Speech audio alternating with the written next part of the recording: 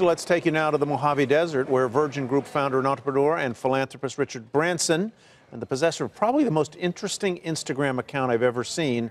He is the founder of Virgin Galactic. CEO George Whitesides is standing by. Richard Branson is there. Sir Richard, welcome. And gentlemen, we're glad to have you with us. Sir Richard, let me ask you, we heard what you all did today. Congratulations on that accomplishment. How many more test flights like this will you need? And the bottom line question is, how soon do you think you can begin commercial flights into space? Yeah, so obviously an historic day. We've got a lot of people with big smiles on their faces here in Mojave Desert. The spaceship has landed. It will go through its tests and to see whether anything needs to be altered or changed. It will then do another flight into space when those tests are finished.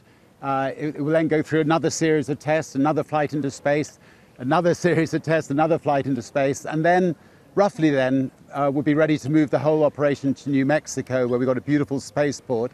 I will then go up, and again, we'll do another series of tests, and if every box is ticked, we'll then be able to start taking members of the public up.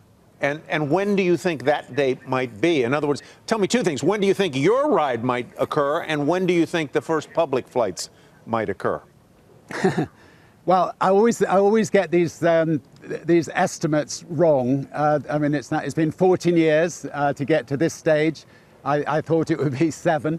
You know, but if you really pushed me to make a guess, I would hope that sometime in the middle of next year, I'll be going up, and then quite soon after that, the public will go up. And we're building here in Mojave Eta and Arti, which is 2 new spaceships. So in the not too distant future, we'll have 3 spaceships operating from New Mexico, taking people up. George, the ticket price is estimated to be between $200,000 and $250,000 US dollars. Is this the cost of going into space? Are you going to actually be making money at these prices? Yeah, I mean, I think it's going to be a fantastic business. There's so many people, and today we're just getting interest from all over the planet about people who want to go to space now that they see it as a reality. You know, I think I wouldn't be surprised if in the near term prices might even go up a bit, but long term, I think, you know, Richard's vision is to bring those prices down, and I think that that's exciting. It gives more people a chance to fly to space. What is the tougher part, George, getting into space or getting back from it? I think the tougher part is building the spaceship. But I mean, honestly, both parts are really important. And we think we have an architecture that's sort of engineered from the start to be safe at each piece. You know, so we use a safe rocket motor. Yeah. We use a re-entry technique that is patented. And obviously, it's an air launch system. So, Richard, if we can switch gears here, I'd like to talk about what's going on in the United Kingdom and Brexit. What is your hope for Brexit and the outcome? And if you had it your way, would you put it back up for a referendum to the public? A hard Brexit would be more damaging to Great Britain than the Second World War. I mean, it'll torpedo a lot of British companies.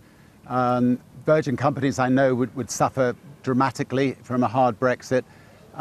So we're hopeful that those sort of 60 hard Brexiteers will be outvoted in the House of Commons. And ultimately, I do think that it should be put back to the British public when all the facts are known for another vote. The facts they were given at the last referendum were very misleading.